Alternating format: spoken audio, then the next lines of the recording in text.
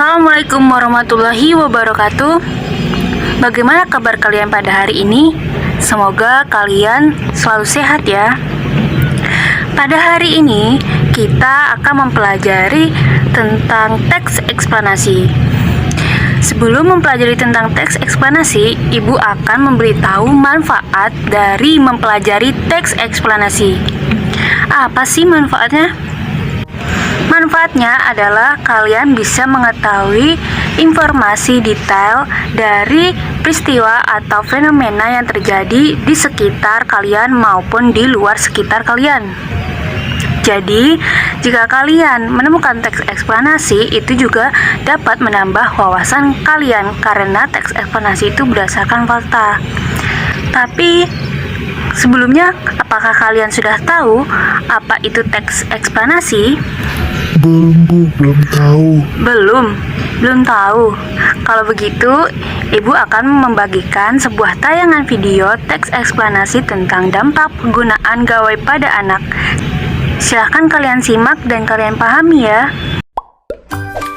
Pada zaman sekarang, sering kita jumpai fenomena anak kecil yang sudah pandai menggunakan gadget canggih, melihat konten internet yang tidak terbatas, dan memainkan sebuah permainan. Tapi, tahukah Anda bahwa gadget dapat memberi dampak buruk terhadap buah hati kita? 1. Obesitas. Obesitas adalah akumulasi berlebihan lemak dalam tubuh. Mengapa? Karena anak yang suka bermain dengan gadget cenderung malas bergerak, sehingga anak memiliki potensi penyakit berbahaya lainnya seperti penyumbatan pembuluh darah, sakit jantung, stroke, dan risiko diabetes akan meningkat. 2. Radiasi elektromagnetik. Radiasi elektromagnetik kombinasi medan listrik dan magnet. Karena berbeda dengan orang dewasa, anak-anak yang saraf-sarafnya sementara berkembang, radiasi elektromagnet dapat menghambat perkembangan tersebut. Akibatnya, gangguan fungsi otak, sulitnya konsentrasi, dan radiasi cahaya dari gadget juga akan mengakibatkan mata menjadi rabun.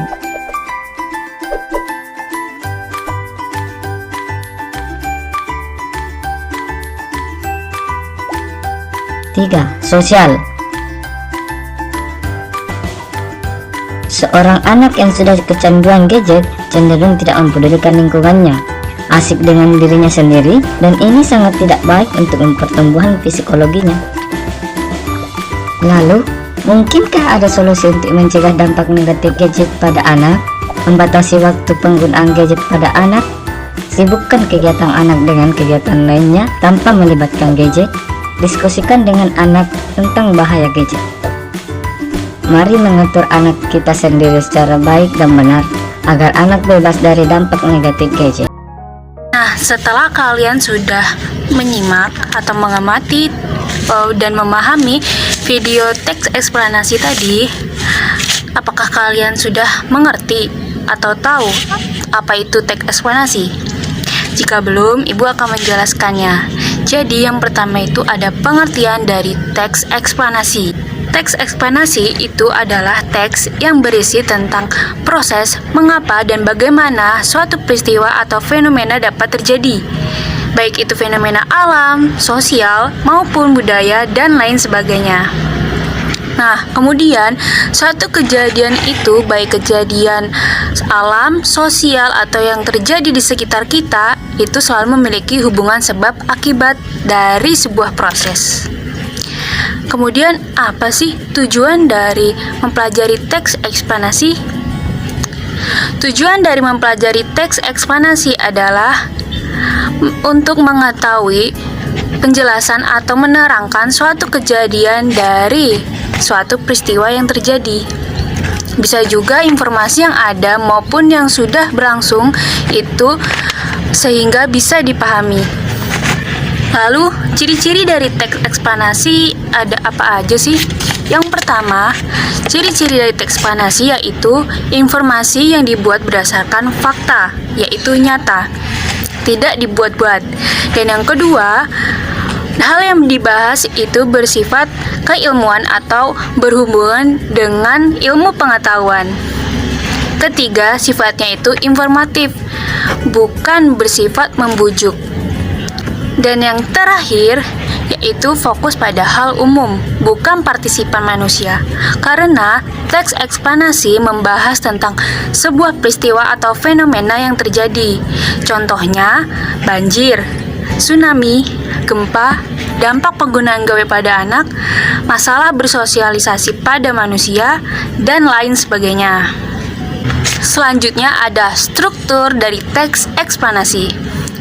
Yang pertama yaitu identifikasi pernyataan umum atau fenomena. Yang kedua yaitu ada rangkaian kejadian, urutan sebab akibat. Dan yang terakhir yaitu ada interpretasi atau simpulan dari teks eksplanasi tersebut. Nah, selanjutnya ada kaidah kebahasaan dari teks eksplanasi. Yang pertama yaitu menggunakan kalimat pasif, yaitu seperti dihindari, dibuat, disebabkan, dan lain sebagainya. Selanjutnya yang kedua yaitu menggunakan kata konjungsi kausalitas dan kronologis atau waktu. Apa sih konjungsi itu? Jadi konjungsi adalah kata penghubung. Jadi konjungsi kausalitas beberapa contoh katanya yaitu sebab, karena, dan sehingga. Kemudian ada konjungsi kronologis atau kata penghubung waktu, seperti kemudian, lalu, setelah itu. Selanjutnya, kaidah kebahasaan teks eksplanasi yang ketiga yaitu menggunakan kata benda. Dan yang terakhir terdapat istilah ilmiah karena teks eksplanasi berkaitan dengan keilmuan atau ilmu pengetahuan. Lalu bagaimana cara untuk meringkas isi teks dari teks eksplanasi? Yang pertama yaitu membaca keseluruhan teks. Kedua, mencari gagasan utama. Ketiga, membuat kerangka teks. Dan yang terakhir, merevisi bahasa atau tulisan dari isi teks eksplanasi sesuai dengan ejaan yang disempurnakan atau pedoman umum ejaan bahasa Indonesia. Selanjutnya, Ibu akan membagikan kalian 5 kelompok, kemudian kalian mendiskusikan tentang struktur teks eksplanasi yang berjudul insomnia. Kemudian jika sudah selesai, setiap kelompok mempresentasikan di depan kelas, kemudian kelompok lain menanggapinya. Selanjutnya mungkin ada pertanyaan dari kalian yang belum dipahami. Jika tidak, Ibu yang akan bertanya.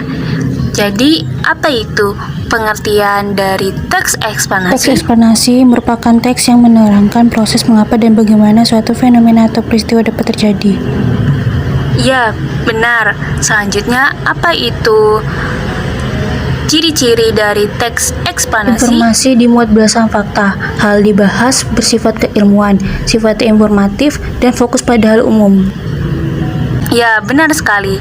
Jadi, simpulan dari pembelajaran kita tentang teks eksplanasi pada hari ini yaitu yang pertama, teks eksplanasi merupakan teks yang menjelaskan proses bagaimana dan mengapa suatu fenomena atau peristiwa dapat terjadi, baik itu fenomena alam, sosial maupun budaya yang terjadi di sekitar kita. Kemudian tujuannya yaitu untuk mengetahui sebuah informasi atau menjelaskan kejadian maupun peristiwa yang terjadi. Kemudian ciri-ciri dari teks eksplanasi yaitu yang pertama, informasi yang dimuat berdasarkan fakta atau nyata. Kemudian hal yang dibahas yaitu bersifat keilmuan atau berhubungan dengan ilmu pengetahuan. Dan selanjutnya sifatnya itu informatif, bukan membujuk atau persuasif. Dan yang terakhir yaitu fokus pada hal umum, bukan partisipan manusia. Selanjutnya ada struktur dari teks eksplanasi yaitu yang pertama, identifikasi fenomena atau pernyataan umum. Kedua, rangkaian kejadian, urutan sebab akibat. Ketiga, interpretasi atau simpulan. Dan selanjutnya ada kaidah kebahasaan dari teks eksplanasi yaitu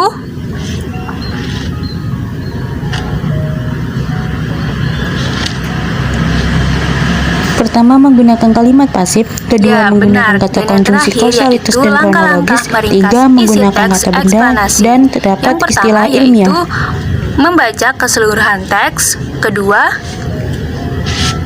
dan yang ketiga membuat kerangka teks, dan terakhir Mencari gagasan utama. ya benar.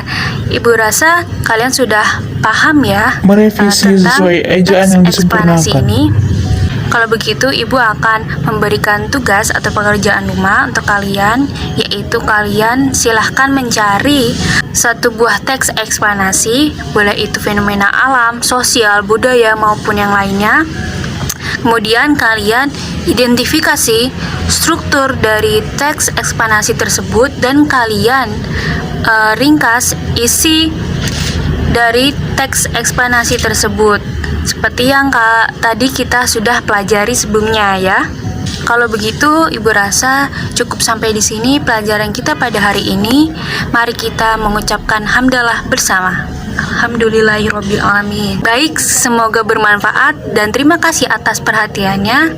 Kurang lebihnya mohon maaf. Wassalamualaikum warahmatullahi wabarakatuh.